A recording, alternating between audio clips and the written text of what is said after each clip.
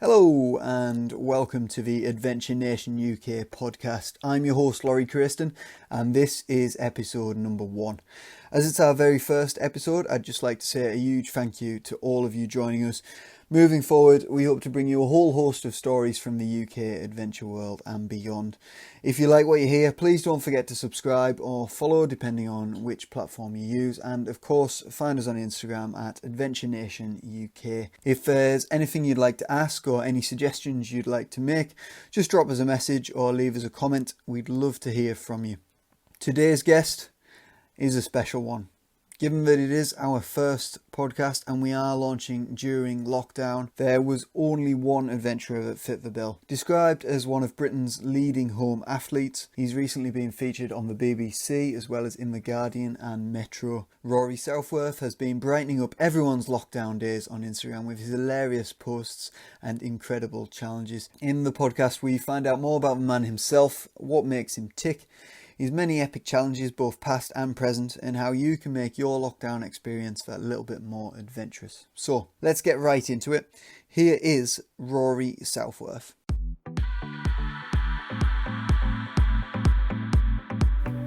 The Adventure Nation UK podcast, bringing you a weekly dose of all things wild and adventurous from the great British outdoors. Hello Rory, thank you obviously for coming on. Thank you. How are you doing at the moment? Yeah, so I've kind of, like when it's normal time, I have projects on the go, and like any normal time, I've got projects on the go, and that's given me purpose and given me something to focus on during these times.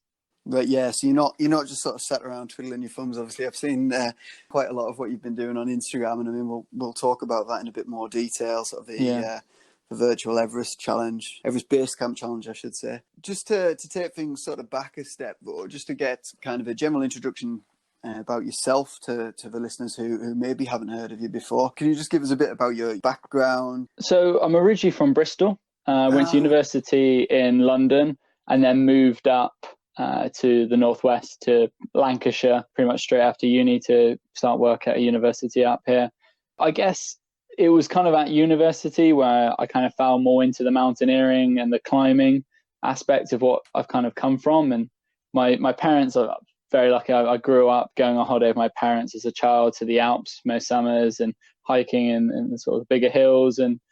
And then when I went to university, it felt like a natural progression to join the mountaineering club and learn to climb and take things a lot more further in terms of technical aspects. There was a whole sort of menagerie of different sports that you've dabbled in. Cycling, boxing, skiing, all of the above. So when you first finished university, was it almost an immediate kind of transition to come up here? Did you always mean to come up here, or was it by chance? So after university, I kind of felt a little bit lost in terms of purpose. My main goal during university was to do well. And when I graduated, I wasn't really sure what I wanted to do. I wasn't overly concerned by sort of higher paying jobs and staying in London.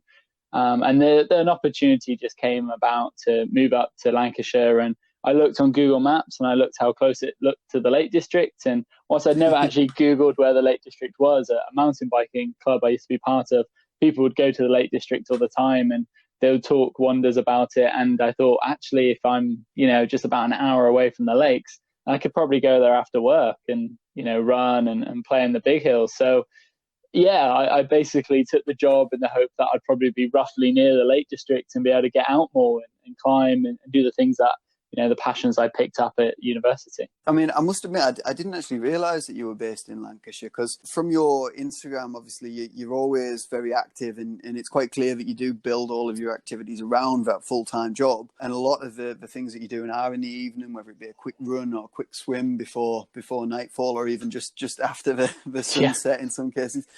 I didn't realise. So you're sort of finishing work in, did you say Preston, sorry? I work in Preston and I live in Lancaster. So I finish work normally around 4:00.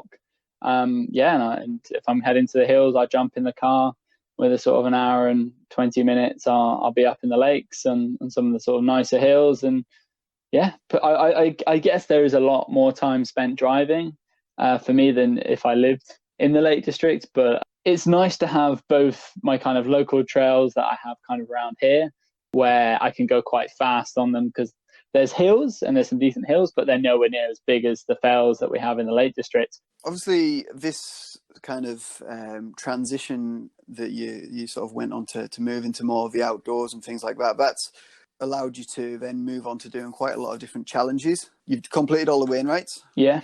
How long did that take you? Sorry, was that about 3 years? That was about 3.5 years. Yeah. So I fell out of love with the Wainwrights many times. And I think some people might also go through this in that you start it, you have a lot of motivation, you're very excited, and you do a lot very quickly. You see that progress and it motivates you to do a bit more. But during some of that time, maybe you pick up an injury or you get interested in something else slightly. And whilst I was doing the Wainwrights, it kind of took me away from climbing, which was a big passion. And because I was putting that time into doing the Wainwrights, and every time I was spending a weekend or an evening not doing the Wainwrights, I felt like I was almost cheating on it, as if, I wasn't being the most efficient with my time.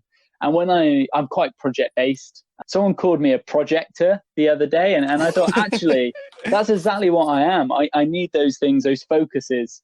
I have a lot of energy and a lot of sort of motivation and passion when I have a focus. And that was what the Wainwrights had, and what gave me. But I then would fall out of love with them every now and then and go off and then spend just, like 3 months climbing, instead of doing the Wainwrights after work and on the weekends. So yeah, it ended up taking me 3.5 years. It was definitely not focused efforts for a long time. And just, I think it must have been when I got to about 180 and I've been sort of not putting a huge amount of effort in. I was like, I'm going to just get them done. And I put like a good couple of weeks or, a month or so's weekends into it and just finished them. And I tied it in with Keswick Mountain Festival. I knew a few buddies would be up in the lakes and I'd chosen Cat Bales to finish on. I left that. I stayed away from that for, the entire time I've been living up in the north to mean that I could finish up on that. And there was, maybe sort of 15 of us or something that came up for my last one. And it was just a nice moment. The weather was perfect. It was an evening after work as always. And yeah, it was just a good way to finish them after 3.5 years of commitment. That sort of classic Lake District view looking down over Keswick. Yeah, over Derwent Water. Yeah, and we just had the best weather. It was good fun. Was that this year just gone? Was that Keswick Mountain Festival 2019? I think it was 2018. 2018. Yeah. I'm trying to think because we bumped into each other at. That was Kendall Festival, actually, wasn't it? Yeah. Well, as well as the Wainwrights, you've done numerous challenges, to say the least. I've got the ran across England, ran across Scotland twice, and done Land's End to John O'Groats, on the bike, yeah. And you've got a project that I believe is still ongoing, the Deep Waters project. No, that's now complete. Is that complete? Yeah, is it? I managed to get that in just before the sort of coronavirus hit, and I knew I wanted to finish it before winter ended because I wanted to kind of get the majority of them done. Well, all of them kind of swam in the coldest months that we have in the sort of the open water swimming sort of calendar. And it just tied in really well with getting that done before we ended up, in lockdown where we couldn't see anyone. But yeah, so that was a multi-month project to swim the length of the deepest tarns in the Lake District. So we have a number of bodies of water up in the lakes that are over 10 meters deep. And I basically found them all out through reading an old book. I actually had to convert it from feet to meters to work out kind of how deep these things were. And then I put together a number of routes to do them, either linking them up after work and an evening's run, or sometimes some of the longer ones I would wait until daylight on a weekend and swim those, because the thing is, when you're swimming at night, you need to be able to see a light the other side of the water. Otherwise, you won't be able to swim in a straight line. When it's really dark, you can't see anything. So I put a light on one end, I run round, and then I swim the length towards that light. And if it's a really long tarn, there's like a hint of cloud. It's very difficult to see that light. So you kind of have to wait till daylight really to swim these. And some of them are long, they're over 1 kilometre long, some of these. So whilst it's not really serious distance swimming, some of the temperatures that we were swimming in were around 2.6 to, around a lot of them were around the 4 degree mark. And that's quite cold water to swim distance in. Get lost in that, you're you're not going to be doing too well. It would be quite troublesome. Yeah, you wouldn't want to, because the longest sort of time I was spending in these waters were about 40 minutes in some of those sort of temperatures. And yeah, that's enough time that your skin turns red. I mean, I swam in a wetsuit with gloves and booties, but you put your head in the water and it's constant ice cream head. And yeah, it's very stingy. Very stingy. It's cool.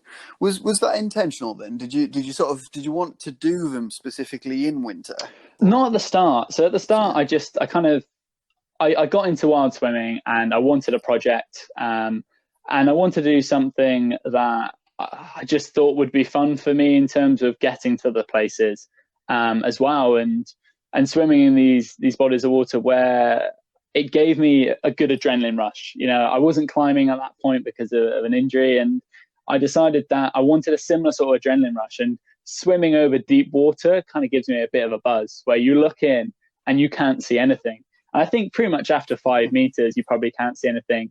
But 10 meters, you really can't see anything. You know, it's very deep. It's incredibly deep. You can often feel a temperature change in some of those really deep waters. And I like that. So swimming that by myself at night is what I love. And especially when I can run and link a few of them up, that's like a great evening. And that's in my mind comparable to climbing for me anyway.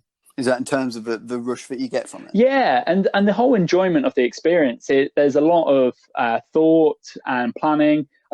It's not, with a climb you have to carry lots of equipment, and I guess you still have to carry a wetsuit and at night some lights. But I think it's the focus. When you're swimming in water that the snow is falling and it's settling on top, you have to focus. And you've maybe ran through quite deep snow to get there. There's no room for huge error. So it's the same with climbing. There's no room for huge error or any error really in both of those. And I love that focus that you have to commit 100% of your attention to be able to action it. And yeah, I think I kind of got that with the coldest months. If it was warm, it would have been nice. It would have been enjoyable, and I probably would have done them a lot quicker because I could have, linked more of them up and had to worry less about my body temperature. I've linked quite a lot of swims up before, but yeah, I think in the coldest months it just adds that extra level of difficulty or focus and fun. To be honest, for me anyway, I love these little foolish projects where actually most people go, "That's bonkers." Because if you're doing that, then you're showing that it is doable with the right precautions. There is sort of almost an attraction to the danger, I guess, for you then, would you say? Obviously, it's control, yeah, but I would say it's focus. It's rather than danger, because there's danger in so many things. I think it's the level of focus that's required. When you do lots of extreme things, your level of extreme changes. Like extreme doesn't feel extreme anymore. You feel quite comfortable in them. So where a lot of people, I got a lot of comments around some of the really cold night swims solo, with people being, I guess, not really, I don't know, I don't think they were as understanding about it. But for me, running in snow at night is something I've done for years. I've done a lot of navigation, and I've got my advanced navigational qualification for night nav. So these things I'm very comfortable with. And saying, yeah, running with snow, I've ran loads in the snow. Swimming, I'd clocked up a lot of time in the water over the last sort of 2 seasons, and putting all of those things together, it didn't feel very crazy for me. It felt very much like what I've done for years. But because I probably hadn't ever linked those things up before and showed them to other people, it got a lot of criticism as something that was probably quite wild. But for me, it felt just like everything else I've done. You put the practice in, essentially. You put the yeah. hours in. I always say that before I sort of do anything major in any of the sort of disciplines of the sort of multi-sport stuff I do, I always try and do like an apprenticeship in it. So I spent lots of time with wild swimming groups before I started doing any solo swims. I had some lessons from a wild swimming guide, and I spent a lot of time with other swimmers picking up that knowledge until I felt comfortable enough that I had the knowledge, the skills, and the ability to get myself out of any situation that I could kind of think of. And I think you have to understand both the ethics of a sport. And with the Lake District, that's so important because we have loads of weed problems, the New Zealand pygmy weed. that's a real issue. And the transfer of that from tarns to tarns, especially if you're doing multi-dips in a single sort of swim or session, you've got to be aware of the kind of swim ethics. So we've got to be careful about what tarns we dip in what order, and also from what source. If it's the same source in the right order, you can do that, but you can't just go swimming in any water one after the other on the same session. So there's lots of these things you have to learn, you have to pick up. And I think you can only learn that through putting the time in a sort of a sport apprenticeship. Yeah, that makes sense. Can you just, for the listeners, put into perspective what it's like to say, run across a tarn, swim across a tarn in the winter? What's it look like sort of from a practical point of view? So I will find my end point, which is normally the way that the wind is blown towards. So I'm not getting chopped to the face, as long as that's within the sort of length. I'll then get changed into my wetsuit out of my running kit, and set my lights up in a position where I've got two lights so I can see them from the other side. And also with two lights, you can kind of see, you can understand the distance a little bit better in terms of when you're really far away, they look close together. As you get closer, they look further apart. So it's better for judging distance, because it is when it's really dark up in the lakes, there's no light pollution. So you really can't see anything other than your lights. I get changed into my wetsuit, put my trail running shoes back on, leave my kit there other than my tow float, which is basically a buoyant float that is a dry bag that you can put things in, like clothes and shoes and your phone. That also gives you visibility to others and some level of sort of buoyancy in terms of a couple of kilograms worth of body weight if you need to put, rest your arm on it for a second. So I just take that. I kind of run in my wetsuit along the side of the tarn. Get to the other side. I kind of normally check my OS maps to see my location and make sure I'm in the right position for where I plan to swim, to make sure I swim the sort of full length. And then, I take my trail runners off. I get ready with my goggles on or what have you. Normally have a head torch as well, so I can see my entry point into the water and my exit point. I don't always swim with the head torch on, but because there's lots of rocks on the entry point and exit point, I always have a head torch for that. And then, at night, I then swim. So I take all of my stuff in my tow float. I swim across, so there's nothing left at the end I've just come from, to the finish where all my kit is, so I can get my towel out, dry myself off, get changed, and carry on to either the next one or back to the car. It's interesting because, I mean, I've done quite a bit of wild swimming and cold water swimming and things, but I always do it right at the end of the hike, and then it's literally just a case of pack up as quick as possible and get to the car or to the bus or whatever it is. But I've never really considered sort of doing them as like a link up and then getting back changed and then running to another one and then doing it all again. But I guess it adds a bit of sort of another angle to it. Yeah, almost. So it makes complete sense for me from when I was doing a lot more climb and scramble link ups in an evening. So, going for like a 10K run and maybe getting 3 or 4 scrambles in within that run. And that's what the Lake District is. So easy to do. You can link so many scrambles up all within a short period of time very quickly if you're happy to sort of solo everything and move quite quick. So when I got into swimming, I took that same approach, that same kind of fast and light movement to the swimming. I just packed a wetsuit instead, or just some trunks, and it works really well. Like I said, you got to make sure your route is kind of okay in terms of the water source, in terms of not being able to kind of spread any weeds or any sort of issues that the water has. But yeah, it adds a level of kind of enjoyment and purpose to your run, I guess. So I had a really nice one Friday evening where I decided to swim Grisdale Tarn and then just run up over Dollywagon, Nethermost Pike, Helvellyn, drop down Swirl Edge, down to Red Tarn, swim the length of that, run back up Swirl Edge, over the tops again, over Helvellyn, Nethermost, Dollywagon, then back down and back to the car. And then I ended up kind of meeting my girlfriend in the pub later. And you can do all of that after work relatively quickly if you can move fast. So that's, 2 swims, probably about 16 kilometers of running, and all kind of get back home, for like 9 o'clock. Fit it all in after work. I think that's the thing that a lot of people probably would struggle the most with is just conceiving the idea of going and doing something like that after work in those few hours? Because although, I mean, you have got sort of like a solid 5 hours there to play with. It just, I think, without actually breaking it down, it just feels like you haven't got very much time to do anything after work.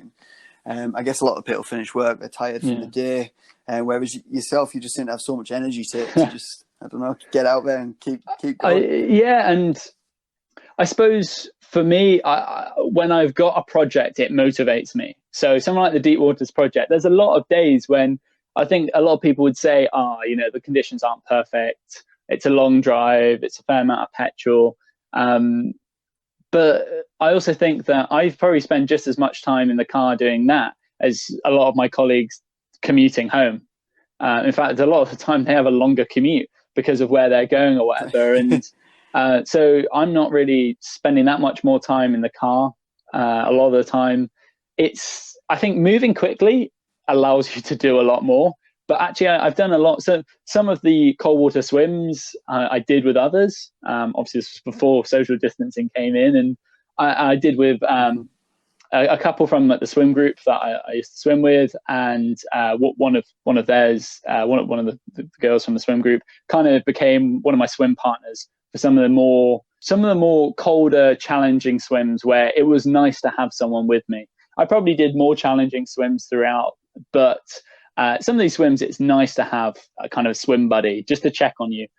In the cold water, you can get really, really cold very fast. And if you're not aware of yourself, then I think you can get into trouble quite quickly. So sometimes it's quite nice to have someone just to make sure that if something does go wrong, that they can kind of action that, and vice versa with a swim buddy. So sometimes I was moving a lot slower and things did take a lot longer, but I don't know, it always felt worth it because I had a project. I was ticking these tarns off. Out of 20 tarns, every time I'd go up, I'd be ticking at least one off my list, and that felt purposeful, and that felt like it was worth it all. I think, and the same with the Wainwrights. When I'd be going up, I had purpose.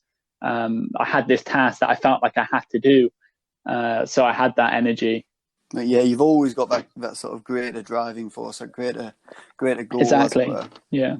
And obviously that brings us to sort of the modern day where we're at the moment with this COVID-19 and the lockdown situation that we find ourselves in at the moment.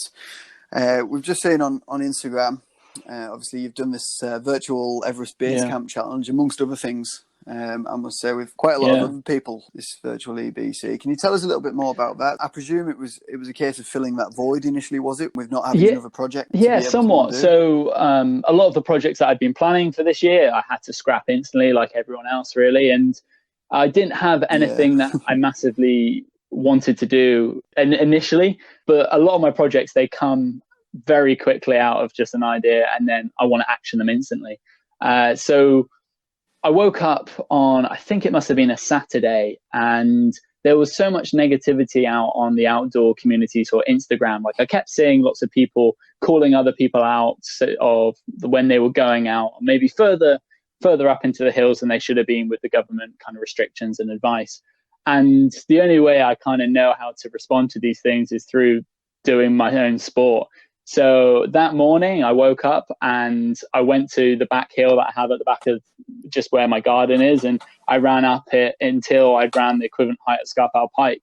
I was like, at that point, they were kind of saying, maybe don't go up into the hills. So going up my back hill that many times to do the equivalent of Scarpell Pike kind of was my sort of activism against communicating that you can do things at home. And the next day I woke up and there was still a bit of negativity out there. And I realized also that probably not everyone has a hill at the back of their house they can keep running up repeatedly. So I moved to my stairs and the back of my house from my kitchen to my garden. And I have 7 stairs. It's about the height of 1.6 meters. And I ran up those until I got the height of Ben Nevis. And then I kind of realized on the Monday when I woke up that not everyone has, back stairs. So I just took the back step, which is about the height of a curb. And I ran up and down that one step 7,233 times until I'd ran the height equivalent of Snowdon. So that was really my sort of piece to say, actually, like there are there are cool things you can do, and maybe you can kind of be involved rather than, criticizing or calling out. So it was just about kind of showing some positive action of things that you can do. And people started getting a bit interested. People wanted to do stair summits. So I would be sending out people heights that they could do, and mountains that they could kind of have a narrative in order to kind of complete that virtual mountain. And after kind of a week of that, I wanted to do something with a bit more purpose, with a bit more structure, and kind of have it as a project, as I would kind of create.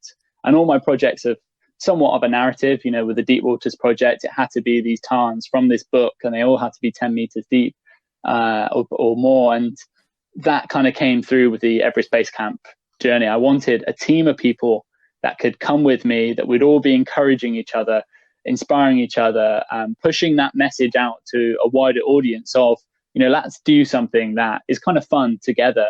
And we had a really nice team vibe. People were really helping each other out.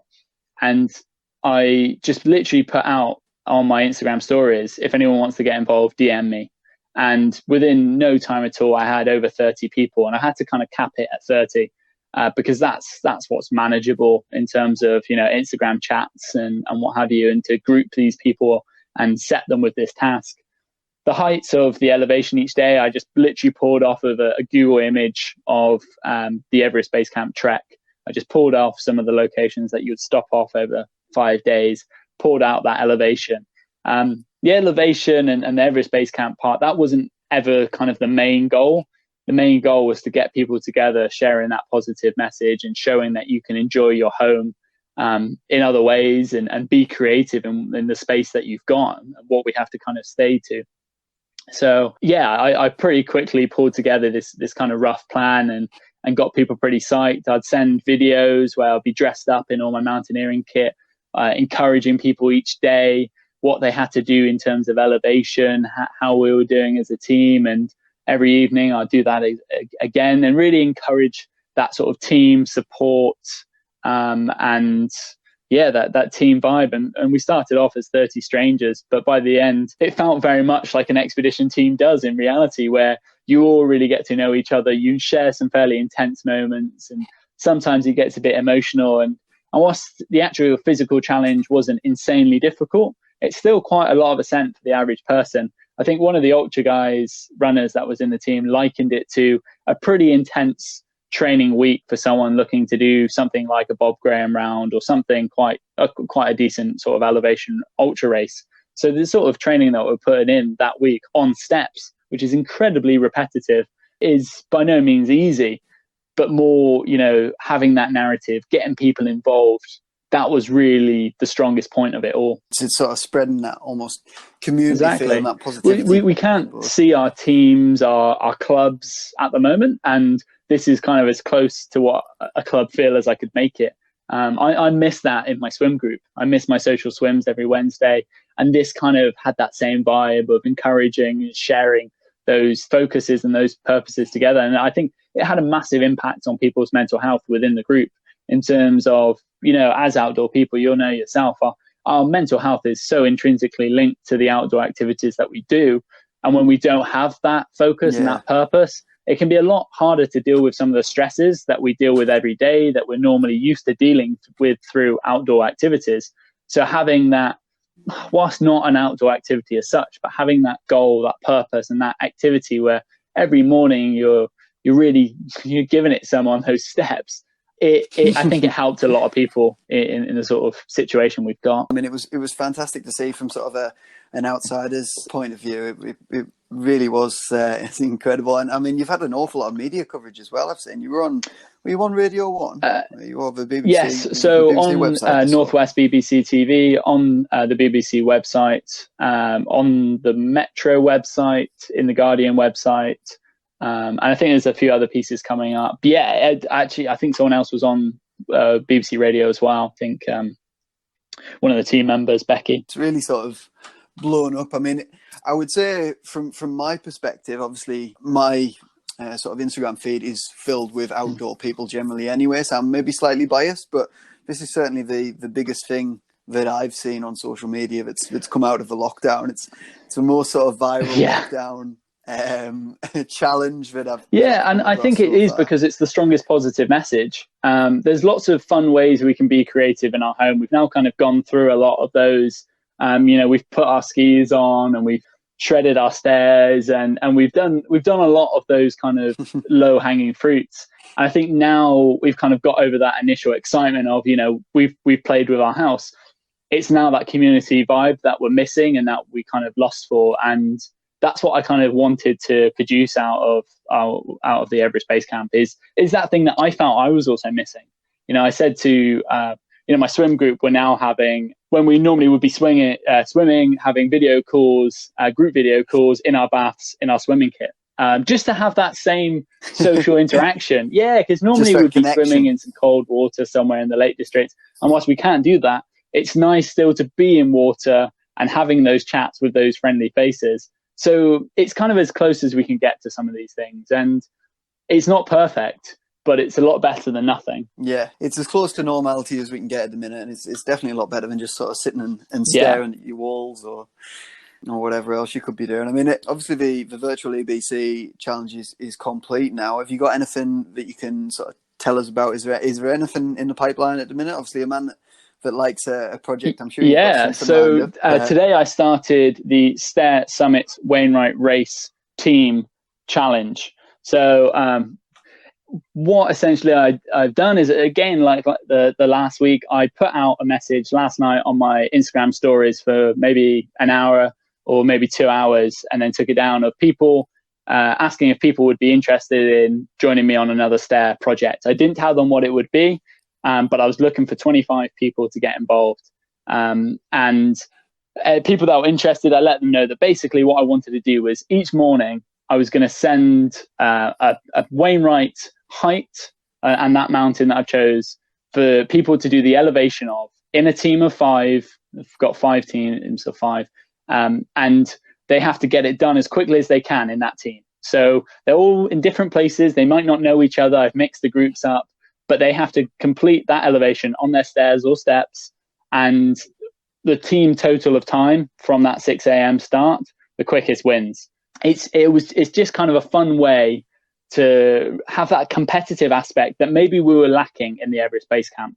It's nice to all be a team and go through these things together. And that's what I think people might be getting from being in that group of 5 and having that team captain. But I wanted a bit of competitiveness. So random mountain every day. They don't know what it is until 6 a.m. when I send it to them. I'm also posting this on my Instagram stories so anyone else can get involved. But the actual race is with these 25 people. And it's not all fast fell runners like you might imagine, people who are used to running up steep ascent. It's a mixture of people that just wanted to get involved. And it is a really nice variety. We've got people who have, 20,000 followers, but we've also got people with less than 100 followers. It's not around necessarily having, a big following to influence people. It's just about people who want to be involved and share this positive message, have a bit of fun, and forget about the fact they're running up and down their stairs. They're part of a team that need to win. And they're winning nothing. I can't send out any prizes. I've got nothing to give them. But everyone just really wants to be involved. And it's nice to be able to run something like that. I'm calling myself the race director. I'm sending out videos every morning with race briefings, with 6 a.m. Information about what summit they have to give. And they don't know what they're going to get. And they can't start before 6. But what it's done is it's got people setting their alarms again. For some of these people who are furloughed, they've maybe lost their jobs, or they're working from home, or and they don't have that same level of purpose that they had before, and they have to be somewhere. We don't have to be anywhere anymore. I'm sort of 2 meters from my office now. So at any point, basically, when I'm upstairs. So it's given people that motivation to set their alarm, exercise. Some of these people I asked, I had to mix these groups, what they've been doing recently. And some of them since the lockdown haven't done anything more than sit on their sofa. And these are hill walkers.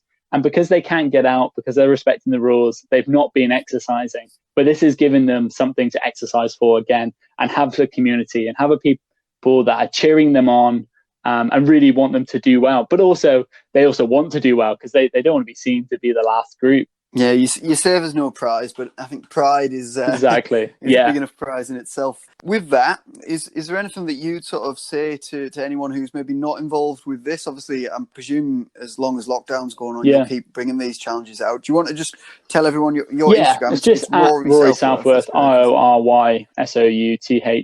RorySouthworth.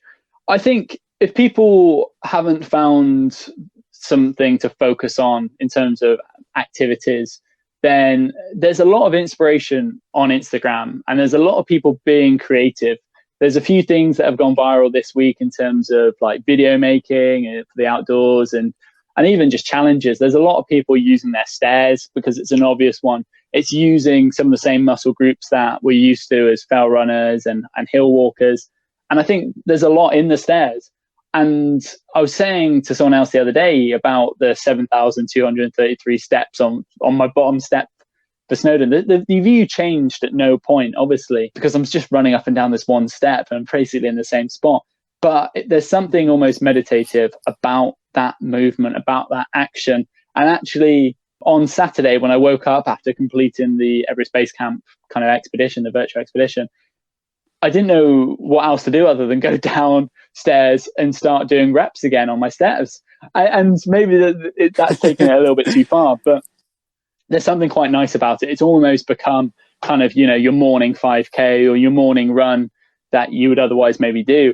And I feel like because now I have to be a bit more prescribed about if I'm going to go out, what I'm going to do. I need to be really efficient. If I'm going to the shop, I need to only go once and what have you. Then I'm being a lot more careful about that time. And so actually, if I want to get a lot of exercise in, it makes sense for me to get that done in my garden on my back steps or what have you. And I think being creative and adapting to these situations is my number one point. But find that community that can really support you and that you can engage with and be part of, because I think if you stay out in the fringes and you don't get involved in that community, you're missing out on a lot. There's a lot of supportive people. If you ever DM me with a question, I always respond. Like if there's any way I can help anyone, I always want to, because I'm all about getting out and everyone else to enjoy as much as I enjoy it. So yeah, I think, and reach out to people. If there's people putting on challenges and you want to be involved in, DM them and say you want to be in it next time. A few people reached out to me during the Everest Base Camp and said, I can't do it this week, but I'd love to do it next week. Those people are now in the Stair Summits Wainwright race. So find some creative things to do, find a community that will support you, and also maybe have something to answer to. With me being the race director now and the expedition leader last week, people they're feeling like they've got some responsibility and they have to actually action these things. And that's sometimes nice. I know sometimes I need that in terms of getting things done. That's why we have coaches for sports, that accountability. And I think that's got lost a lot from us being isolated, because we're not having that same social interaction. I think we're losing some of that accountability, and having that now back in place through some of the sort of things I've been doing, I think it helps a lot of people, because sometimes that's all you need to get out the house or get onto the steps is that, I have to do that because there's a team behind me, or there's a leader that's saying this in terms of the expedition, and we're all counting on each other. And I think that, there's a lot in that. You're no stranger yourself to this sort of situation, to being laid up, as it were, for a while. You were injured and out of action for quite a long period at one point, weren't you? Can you tell us a little bit more about that? I had a blood clot summer before last, just out of nowhere. I was feeling really fit. I just crossed Scotland for the second time, literally like the week or two before. And then my arm swelled up and I ended up in hospital, a week. I'd got an unprovoked blood clot. And after that, I kind of made the decision that I wanted to get a role where I wasn't always at my desk. I didn't know if that was the cause, but when I came back after kind of 3 months out of work, it was still quite difficult for me to put pressure on my back around the shoulder region. So I really disliked sitting down all day working from a desk. So that's kind of why I wanted to move into a role where now I'm out and about, putting on events, talking to people. I'm just out a lot more from being sat down. And I'm actually now, ironically, back sitting down at my desk a lot, not going out, not meeting people, not putting on events. But Yeah, and that's why I've got to get out from my desk every now and then and move and be part of something else. Because sitting down is not a sport for me, really. Yeah, you need to be Yeah. constantly, as you say, constantly have a project or a goal or a direction, constantly be on the go and moving forward. Yeah. Thank you very much, obviously, for coming on, Rory. It's been, as I say, an absolute pleasure to speak Thanks. to you. You're an incredibly inspirational guy. You've done an awful lot in your time so far, and I'm sure we've got a lot more to come from you. Thank you, Laura, for sometime. giving me the opportunity to kind of share what I've been up to. Guys, thank you so much for listening to today's podcast with Rory. He's an absolutely great bloke, really inspirational, constantly active. Go give him a follow on Instagram, just of course at Rory Southworth. Please as well, do hit subscribe and give us a follow if you like what you heard. You can get in touch with us as well via Instagram at Adventure Nation UK. Leave us a comment, let us know what you thought and of course what you'd like to hear from us in the future. Until next time, it's goodbye from me. We'll be back very soon with another dose of all things wild and adventurous from the Great British Outdoors.